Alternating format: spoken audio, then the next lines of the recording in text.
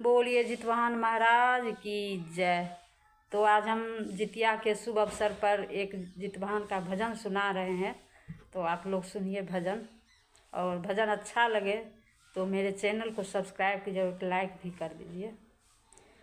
बीत गेलै भादव आसिन चढ़ल, बीत गेलै भादव आसिन चढ़ल, हमहूँ जितिया के पाबनि करब, हमहूँ जितिया के पाबनि करब। मांगब बच्चा ले जिंदगी नमहर, मांगब बच्चा ले जिंदगी नमहर, हमहूँ जितिया के पाबनि करब, हमहूँ जितिया के पाबनि करब। चूड़ा कूटब दही पौरब, चूड़ा कूटब दही पौरब, बट्टा भर भर अम्मट घोरब, बट्टा भर भर अम्मट घोरब। ओठघन करैल हमें, ओठघन करैल हमें भोरबे उठब, हमहूँ जितिया के पाबनि करब, हमहूँ जितिया के पाबनि करब। मांगब बच्चा ले जिंदगी नमहर, मांगब बच्चा ले जिंदगी नमहर, हमहूँ जितिया के पाबनि करब, हमहूँ जितिया के पाबनि करब। बीत गेलै भादव आसिन चढ़ल, बीत गेलै भादव आसिन चढ़ल, हमहूँ जितिया के पाबनि करब, हमहूँ जितिया के पाबनि करब। मछ मरुआ नोनी के सागक विधान छै, मछ मरुआ नोनी के सागक विधान छै, चिल्हो सियार के कथा के बखान छै, चिल्हो सियारक कथा के बखान छै। एक एक निष्ठा नियम हम धरब, एक एक निष्ठा नियम हम धरब, हमहूँ जितिया के पाबनि करब, हमहूँ जितिया के पाबनि करब।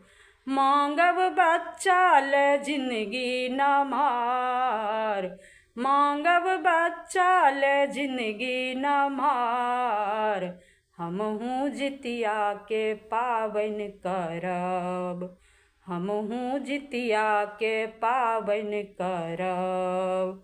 पोखरी के घाट पर पाकर के गाछ तर, पोखरी के घाट पर पाकर के गाछ तर, तेल खैर देबन झिंगुनी के पात पर, तेल खैर देबन झिंगुनी के पात पर, तेल खैर देबन झिंगुनी के पात पर।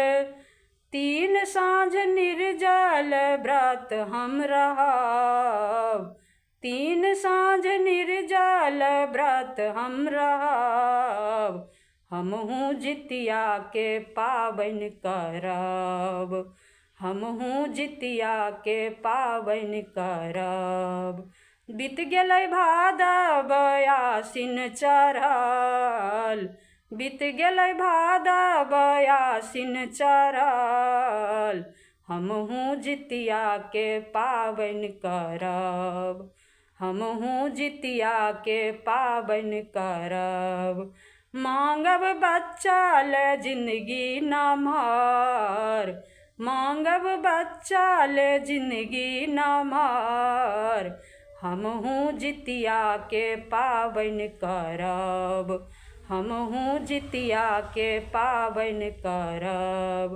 पान फूल फल नवेद चढ़ायब, पान फूल फल नवेद चढ़ायब, खीरा औकड़ी भोग लगायब, खीरा औकड़ी भोग हम लगायब। जितवाहन के कथा हम सुनाब, जितवाहन के कथा हम सुनाब। हमहूँ जितिया के पाबनि करब, हमहूँ जितिया के पाबनि करब। मांगब बच्चा ले जिंदगी न मार, मांगब बच्चा ले जिंदगी न मार। हमहूँ जितिया के पाबनि करब, हमहूँ जितिया के पाबनि करब। बीत गेलै भादव आसिन चढ़ल, बीत गेलै भादव आसिन चढ़ल। हमहूँ जितिया के पाबनि करब, हमहूँ जितिया के पाबनि करब, हमहूँ जितिया के पाबनि करब। बोलिए जितवाहन महाराज की जय।